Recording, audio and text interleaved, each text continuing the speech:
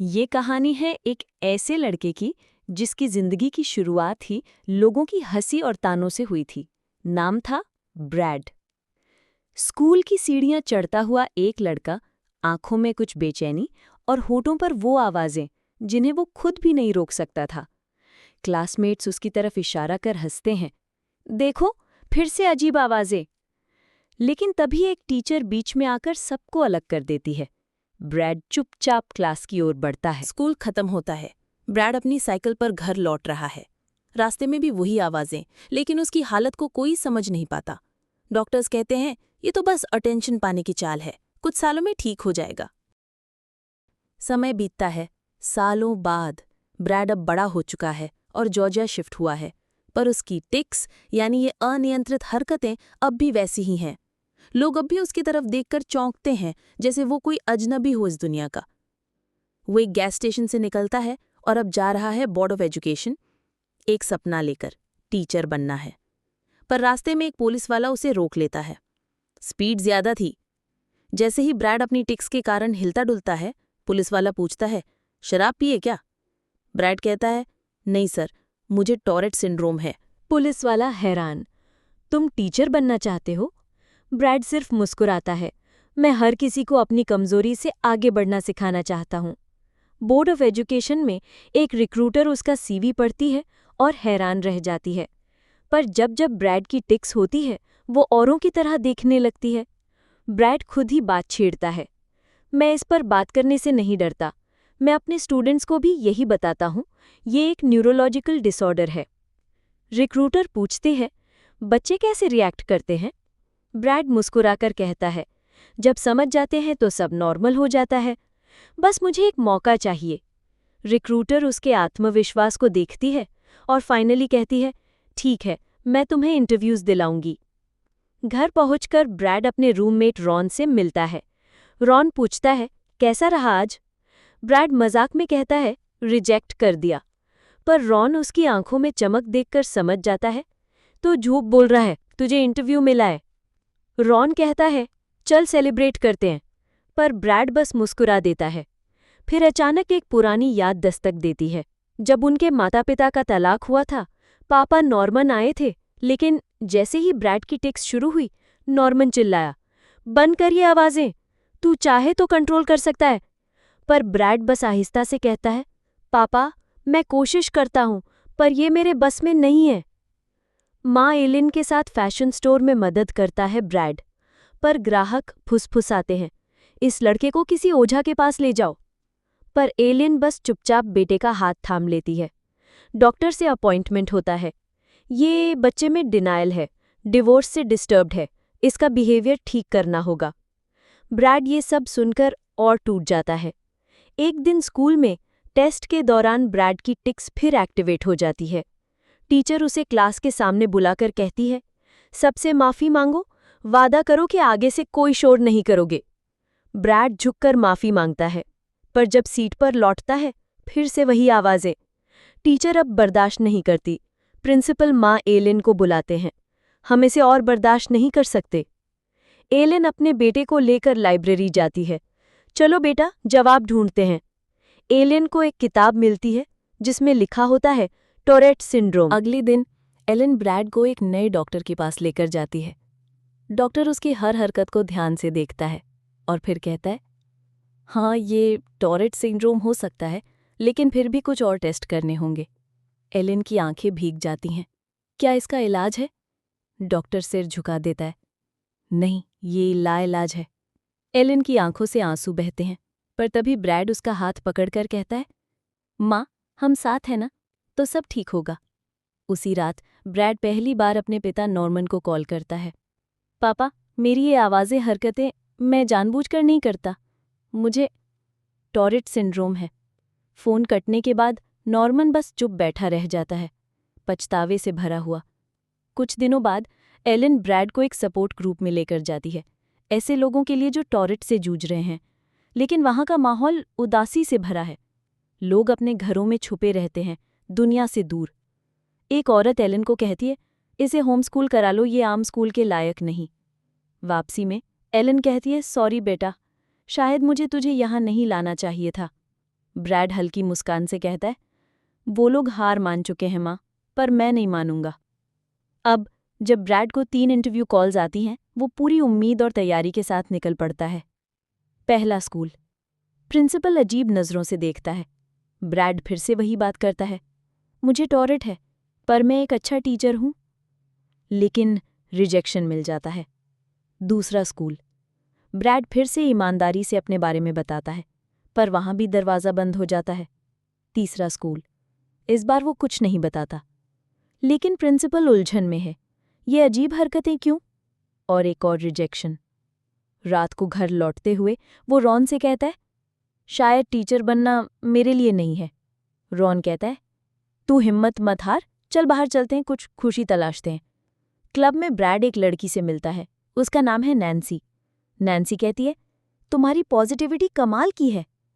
Bread पहली बार किसी के साथ सहज महसूस करता है। घर लौटते वक्त रॉन पूछता है, दूसरी डेट के लिए पूछेगा? ब्रैड बस हंसता है, पहली इतनी अच्छी थी, डर है अगली उतनी अच्छी ना हो। अगले दिन पापा नॉर्मन का फ़ोन आता है, चलो लंच करते हैं। ब्रैड उस कंस्ट्रक्शन साइट पर जाता है जहां नॉर्मन काम करता है। नॉर्मन कहता है, अगर कुछ नहीं हुआ तो मेरे पास काम हमेशा है। ब्रैड धीरे से जवाब देता है, पापा मैं टीचर ज़रूर बनूंगा। मिडिल स्कूल में ब्रैड की टिक्स के कारण उसे क्लास से निकाल दिया जाता है। प्रिंसिपल कहता है, तुम आज शाम ऑर्केस्ट्रा में आओ। ब्रैड कहता है, मैं डिस्टर्ब करूंगा। प्रिंसिपल जवाब देता है, फिर भी आओ। कार्यक्रम के दौरान ब्रैड की आवाज़ें सबको चौंकाती हैं, पर जब शो खत्म होता है प्रिंसिपल उसे स्टेज पर बुलाता है। ये है ब्रैड, ये कुछ अलग है, पर अलग होना गुनाह नहीं। पूरा स्कूल ताली बजाता है। ब्रैड की आंखें नम हो जाती हैं। अगला इंटरव्यू। एक और स्कूल, एक और प्रिंसिपल। अगर तुम क्लास में आवाज़ें निकालते रहोगे, बच्चे कैसे सीखेंगे? ब्रैड का दिल टूट जाता है। मैं ऐसी जगह काम नहीं कर सकता जहां मुझे इंसान नहीं समझा जाए। वो बाहर आता है, कार में बैठता है और फूट फूट कर रो पड़ता है। अगले दिन की सुबह ब्रैड के लिए किसी युद्ध की तरह थी। बाहर सूरज निकला था, लेकिन ब्रैड के दिल में एक तूफान था। पहली बार उसे एक असली क्लासरूम में पढ़ाने का मौका मिल रहा था, लेकिन क्या वो खुद को काबिल साबित कर पाएगा? उसका दिल तेज धड़क रहा था, हाथ कांप रहे थे और चेहरे पर उस टूरेट की पहचान, छोटी छोटी झटकेदार हरकतें साफ दिख रही थीं। पर आज ब्रैड ने खुद से एक वादा किया था, मैं डर कर पीछे नहीं हटूंगा। मैं बच्चों को ये नहीं बताऊंगा कि मैं कमज़ोर हूं। मैं उन्हें सिखाऊंगा कि असल ताकत क्या होती है। ब्रैड क्लासरूम में दाखिल हुआ और सामने बैठे थे 30 नन्हे चेहरे, कुछ उत्सुक, कुछ उलझन में और कुछ चुपचाप उसे घूरते हुए। पहली ही लाइन में एक बच्चा बुदबुदाया, मैम, इसे तो खुद बोलने में तकलीफ है, ये हमें क्या सिखाएगा? क्लास में हंसी की एक हल्की लहर दौड़ गई। ब्रैड ने सुना और कुछ पल के लिए उसकी आंखें बंद हो गईं। लेकिन फिर उसने गहरी सांस ली और मुस्कुराते हुए बोला, हाँ, मैं अलग हूँ। मुझे कभी कभी बोलने में मुश्किल होती है, पर इसका मतलब ये नहीं कि मेरे पास सिखाने के लिए कुछ नहीं है। इसका मतलब ये है कि जब मैं कुछ सिखाता हूँ तो वो मेरे दिल से आता है। क्लास में सन्नाटा छा गया। फिर ब्रैड ने किताब उठाई। पहला लेसन शुरू हुआ और हर शब्द में उसके टूरेट से लड़ने की ताकत झलक रही थी। उसके शब्द थोड़े अटके हुए थे, लेकिन उनमें सच्चाई थी। हर बच्चे ने उसकी ओर देखा और पहली बार सिर्फ एक टीचर नहीं, बल्कि एक फाइटर को देखा। एक इंसान को जो अपनी कमी को कमजोरी नहीं, ताकत बना चुका था। उसी क्लासरूम में जहां लोग हंसे थे, वहीं अब बच्चे तालियां बजा रहे थे। ब्रैड की आंखें भर आई थी, क्योंकि वो जानता था उसने सिर्फ क्लास नहीं ली थी, उसने अपने डर को हराया था। थॉमस अब सीखने के लिए ज्यादा खुला हो गया था और ब्रैड उसे पढ़ाना शुरू करता है, धीरे धीरे प्यार से। कुछ ही दिनों में थॉमस की आंखों में वो चमक लौट आती है। थैंक्सगिविंग के दिन ब्रैड नैन्सी को अपनी माँ एलन से मिलवाने ले जाता है। एलन की मुस्कान सब कुछ कह देती है, जैसे नैन्सी उसके बेटे के लिए बनी ही हो।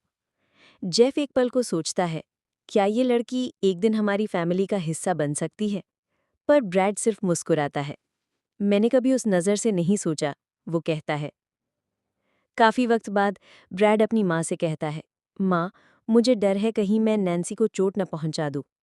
एलन मुस्कुराती है, डरने की क्या बात है? नैन्सी ने तो कहा है, तुम उसे हमेशा हंसाते हो। ब्रैड धीरे से पूछता है, अगर एक दिन मैं उसे हंसा ना पाया तो? एलन का जवाब सीधा मजबूत था।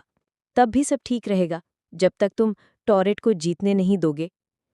थैंक्सगिविंग के अगले हफ्ते हीदर स्कूल आना बंद कर देती है। कैंसर अब हावी हो चुका है। ब्रैड पूरे क्लास से कहता है, चलो हीदर के लिए कुछ खूबसूरत कार्ड बनाते हैं। हर बच्चा अपने दिल से लिखता है। पर कुछ ही दिन बाद हीदर इस दुनिया से चली जाती है। ब्रैड चर्च के बाहर खड़ा है, अकेला। वो अंदर नहीं जाता, डिस्टर्ब नहीं करना चाहता। हीदर की माँ बाहर आती है, उसका हाथ पकड़कर कहती है, तुम उसका सबसे प्यारा टीचर था ब्रैड, उसे अलविदा कहने चलो। ब्रैड अंदर जाता है और पहली बार खुद को किसी की दुनिया में सबसे ज्यादा जरूरी महसूस करता है। कुछ दिन बाद स्कूल में एक ऑब्जर्वर ब्रैड की क्लास देखने आता है। उसी शाम ब्रैड नैन्सी को अपने पापा नॉर्मन से मिलवाता है। नॉर्मन कहता है, शांत और समझदार लड़की है। ब्रैड बताता है, स्कूल में छत टपक रही है, अलमारियां नहीं है, शायद अगला साल न मिले। नॉर्मन चुप रहता है, फिर कहता है, तू मेरा बेटा है, मुझे तुझ पर फख्र है। ब्रैड अचानक तंज कसता है, पर तुम अब भी मुझसे शर्माते हो ना? नॉर्मन गहरी सांस लेकर कहता है, शर्म नहीं, बस बेबसी है बेटा, मैं कुछ कर नहीं पाया। ब्रैड की आंखें भर आती हैं। मुझे ठीक करने की जरूरत नहीं थी, मुझे बस समझने की जरूरत थी। नॉर्मन कहता है, अब समझता हूं। अगली सुबह नॉर्मन खुद स्कूल आता है, लकड़ी की अलमारियां लेकर। ब्रैड उसे बच्चों से मिलवाता है। ये मेरे पापा हैं। बच्चे मुस्कुराते हैं, हाथ हिलाते हैं, और ब्रैड का चेहरा पहली बार पूरी तरह शांत दिखता है। फिर वो पल आता है जिसका ब्रैड ने कभी सपना नहीं देखा था। हिलेरी घोषणा करती हैं, जॉर्जिया का teacher of the year Brad. पूरी क्लास खड़ी हो जाती है तालियों के साथ। ब्रैड अवाक पर मुस्कुराता है, जैसे उसकी आत्मा ने कह दिया हो, मैं जीत गया। सम्मान समारोह में ब्रैड मंच पर खड़ा होता है, थोड़ा कांपता हुआ, लेकिन नजरों में गर्व।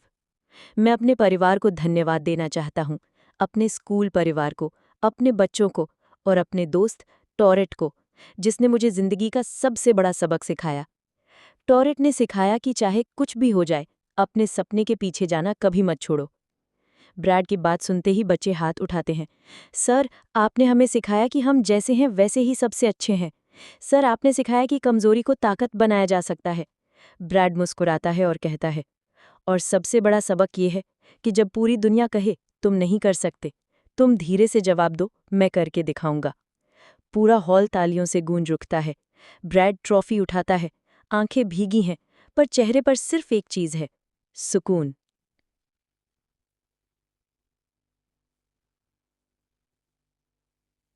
शायद ब्रैड को कभी ऐसे टीचर नहीं मिले जो उसकी हालत को समझ पाते, पर उसने ठान लिया था, मैं वैसा टीचर बनूंगा जैसा मुझे कभी नहीं मिला। माउंटेन व्यू स्कूल में उसकी कहानी ने यह साबित किया कि सच्चे शिक्षक सिर्फ किताबें नहीं पढ़ाते, वो जिंदगी जी कर सिखाते हैं। कभी कभी तुम्हारी सबसे बड़ी कमी ही तुम्हारा सबसे बड़ा गुरु बन जाती है, बस तुम उसे हारने मत दो। अगले दिन एलन ब्रैड को एक नए डॉक्टर के पास लेकर जाती है। डॉक्टर उसकी हर हरकत को ध्यान से देखता है और फिर कहता है, हाँ, ये टॉरेट सिंड्रोम हो सकता है, लेकिन फिर भी कुछ और टेस्ट करने होंगे। एलन की आंखें भीग जाती हैं। क्या इसका इलाज है? डॉक्टर सिर झुका देता है। नहीं, ये लाइलाज है। एलन की आंखों से आंसू बहते हैं, पर तभी ब्रैड उसका हाथ पकड़कर कहता है, माँ, हम साथ हैं ना, तो सब ठीक होगा। उसी रात ब्रैड पहली बार अपने पिता नॉर्मन को कॉल करता है। पापा, मेरी ये आवाज़ें हरकतें मैं जानबूझकर नहीं करता, मुझे टॉरेट सिंड्रोम है। फ़ोन कटने के बाद नॉर्मन बस चुप बैठा रह जाता है, पछतावे से भरा हुआ। कुछ दिनों बाद एलन ब्रैड को एक सपोर्ट ग्रुप में लेकर जाती है, ऐसे लोगों के लिए जो टॉरेट से जूझ रहे हैं। लेकिन वहाँ का माहौल उदासी से भरा है। लोग अपने घरों में छुपे रहते हैं, दुनिया से दूर। एक औरत एलन को कहती है, इसे होम स्कूल करा लो, ये आम स्कूल के लायक नहीं। वापसी में एलन कहती है, सॉरी बेटा, शायद मुझे तुझे यहाँ नहीं लाना चाहिए था। ब्रैड हल्की मुस्कान से कहता है, वो लोग हार मान चुके हैं माँ, पर मैं नहीं मानूंगा। अब जब ब्रैड को 3 इंटरव्यू कॉल्स आती हैं, वो पूरी उम्मीद और तैयारी के साथ निकल पड़ता है। पहला स्कूल। प्रिंसिपल अजीब नज़रों से देखता है। ब्रैड फिर से वही बात करता है, मुझे टॉरेट है, पर मैं एक अच्छा टीचर हूँ। लेकिन रिजेक्शन मिल जाता है। दूसरा स्कूल। ब्रैड फिर से ईमानदारी से अपने बारे में बताता है, पर वहां भी दरवाज़ा बंद हो जाता है। तीसरा स्कूल। इस बार वो कुछ नहीं बताता, लेकिन प्रिंसिपल उलझन में है। ये अजीब हरकतें क्यों? और एक और रिजेक्शन। रात को घर लौटते हुए वो रॉन से कहता है, शायद टीचर बनना मेरे लिए नहीं है। रॉन कहता है, तू हिम्मत मत हार, चल बाहर चलते हैं, कुछ खुशी तलाशते हैं। क्लब में ब्रैड एक लड़की से मिलता है, उसका नाम है नैन्सी। नैन्सी कहती है, तुम्हारी पॉजिटिविटी कमाल की है। ब्रैड पहली बार किसी के साथ सहज महसूस करता है। घर लौटते वक्त रॉन पूछता है, दूसरी डेट के लिए पूछेगा? ब्रैड बस हंसता है, पहली इतनी अच्छी थी, डर है अगली उतनी अच्छी ना हो। अगले दिन पापा नॉर्मन का फोन आता है, चलो लंच करते हैं। ब्रैड उस कंस्ट्रक्शन साइट पर जाता है जहां नॉर्मन काम करता है। नॉर्मन कहता है, अगर कुछ नहीं हुआ तो मेरे पास काम हमेशा है। ब्रैड धीरे से जवाब देता है, पापा मैं टीचर जरूर बनूंगा। मिडिल स्कूल में ब्रैड की टिक्स के कारण उसे क्लास से निकाल दिया जाता है। प्रिंसिपल कहता है, तुम आज शाम ऑर्केस्ट्रा में आओ। ब्रैड कहता है, मैं डिस्टर्ब करूंगा। प्रिंसिपल जवाब देता है, फिर भी आओ। कार्यक्रम के दौरान ब्रैड की आवाज़ें सबको चौंकाती हैं, पर जब शो खत्म होता है प्रिंसिपल उसे स्टेज पर बुलाता है। ये है ब्रैड, ये कुछ अलग है, पर अलग होना गुनाह नहीं। पूरा स्कूल ताली बजाता है। ब्रैड की आंखें नम हो जाती हैं। अगला इंटरव्यू। एक और स्कूल, एक और प्रिंसिपल। अगर तुम क्लास में आवाज़ें निकालते रहोगे, बच्चे कैसे सीखेंगे? ब्रैड का दिल टूट जाता है। मैं ऐसी जगह काम नहीं कर सकता जहां मुझे इंसान नहीं समझा जाए। वो बाहर आता है, कार में बैठता है और फूट फूट कर रो पड़ता है। थॉमस अब सीखने के लिए ज्यादा खुला हो गया था और ब्रैड उसे पढ़ाना शुरू करता है, धीरे धीरे प्यार से। कुछ ही दिनों में थॉमस की आंखों में वो चमक लौट आती है। थैंक्सगिविंग के दिन ब्रैड नैन्सी को अपनी माँ एलन से मिलवाने ले जाता है।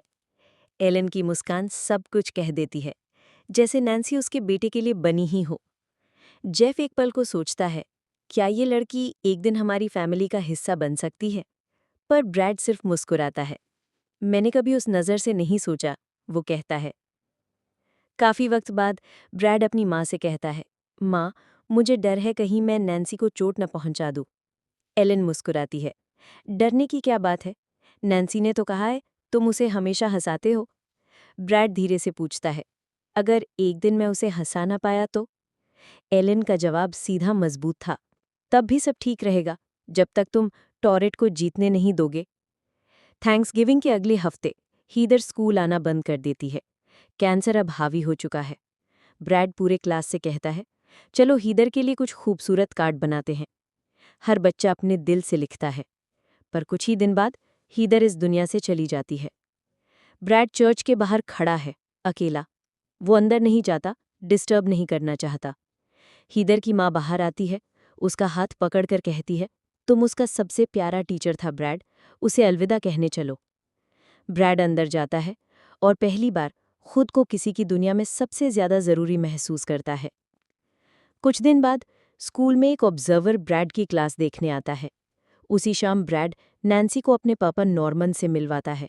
नॉर्मन कहता है, शांत और समझदार लड़की है। ब्रैड बताता है, स्कूल में छत टपक रही है, अलमारियां नहीं है, शायद अगला साल न मिले। नॉर्मन चुप रहता है, फिर कहता है, तू मेरा बेटा है, मुझे तुझ पर फख्र है। ब्रैड अचानक तंज कसता है, पर तुम अब भी मुझसे शर्माते हो ना? नॉर्मन गहरी सांस लेकर कहता है, शर्म नहीं, बस बेबसी है बेटा, मैं कुछ कर नहीं पाया। ब्रैड की आंखें भर आती हैं। मुझे ठीक करने की जरूरत नहीं थी, मुझे बस समझने की जरूरत थी। नॉर्मन कहता है, अब समझता हूँ। अगली सुबह नॉर्मन खुद स्कूल आता है, लकड़ी की अलमारियां लेकर। ब्रैड उसे बच्चों से मिलवाता है, ये मेरे पापा हैं। बच्चे मुस्कुराते हैं, हाथ हिलाते हैं, और ब्रैड का चेहरा पहली बार पूरी तरह शांत दिखता है। फिर वो पल आता है जिसका ब्रैड ने कभी सपना नहीं देखा था। हिलेरी घोषणा करती हैं, जॉर्जिया का teacher of the year Brad. पूरी क्लास खड़ी हो जाती है तालियों के साथ। ब्रैड अवाक पर मुस्कुराता है, जैसे उसकी आत्मा ने कह दिया हो, मैं जीत गया। सम्मान समारोह में ब्रैड मंच पर खड़ा होता है, थोड़ा कांपता हुआ, लेकिन नजरों में गर्व। मैं अपने परिवार को धन्यवाद देना चाहता हूँ, अपने स्कूल परिवार को, अपने बच्चों को और अपने दोस्त टॉरेट को, जिसने मुझे जिंदगी का सबसे बड़ा सबक सिखाया। टॉरेट ने सिखाया कि चाहे कुछ भी हो जाए, अपने सपने के पीछे जाना कभी मत छोड़ो। ब्रैड की बात सुनते ही बच्चे हाथ उठाते हैं। सर, आपने हमें सिखाया कि हम जैसे हैं वैसे ही सबसे अच्छे हैं। सर, आपने सिखाया कि कमजोरी को ताकत बनाया जा सकता है। ब्रैड मुस्कुराता है और कहता है, और सबसे बड़ा सबक ये है कि जब पूरी दुनिया कहे तुम नहीं कर सकते, तुम धीरे से जवाब दो, मैं करके दिखाऊंगा। पूरा हॉल तालियों से गूंज उठता है। ब्रैड ट्रॉफी उठाता है, आंखें भीगी हैं, पर चेहरे पर सिर्फ एक चीज है, सुकून।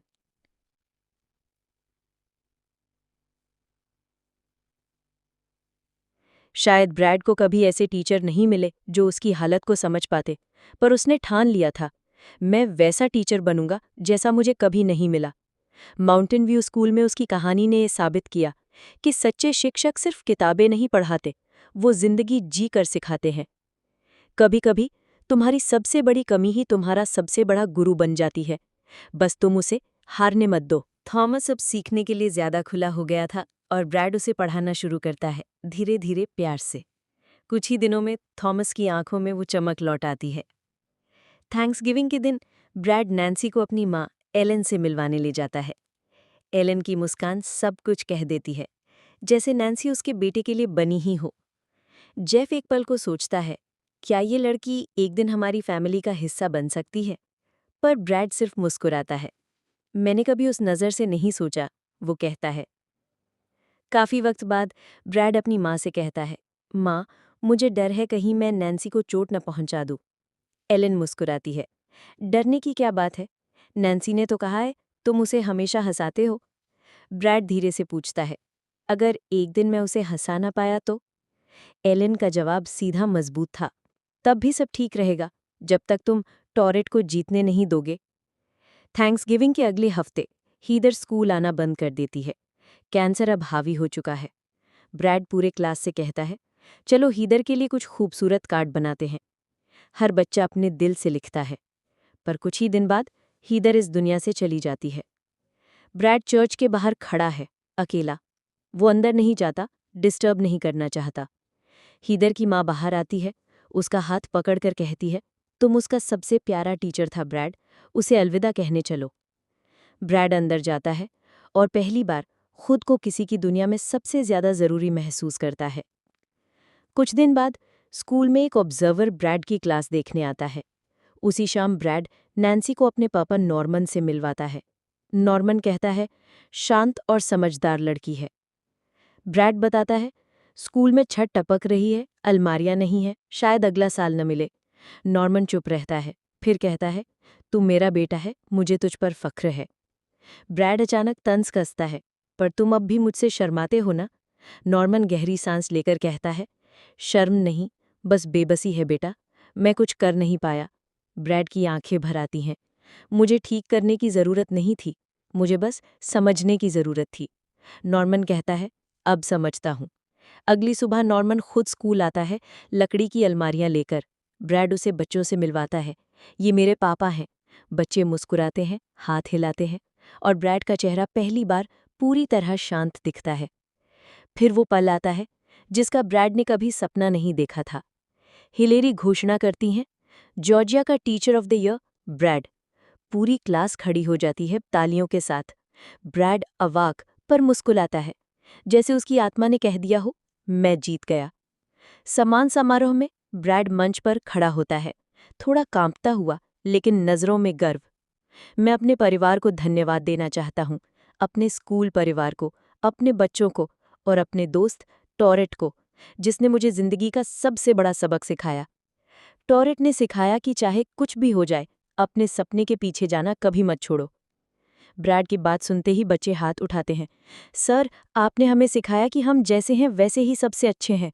सर, आपने सिखाया कि कमजोरी को ताकत बनाया जा सकता है। ब्रैड मुस्कुराता है और कहता है, और सबसे बड़ा सबक ये है कि जब पूरी दुनिया कहे तुम नहीं कर सकते, तुम धीरे से जवाब दो, मैं करके दिखाऊंगा। पूरा हॉल तालियों से गूंज उठता है। ब्रैड ट्रॉफी उठाता है, आंखें भीगी हैं, पर चेहरे पर सिर्फ एक चीज है, सुकून।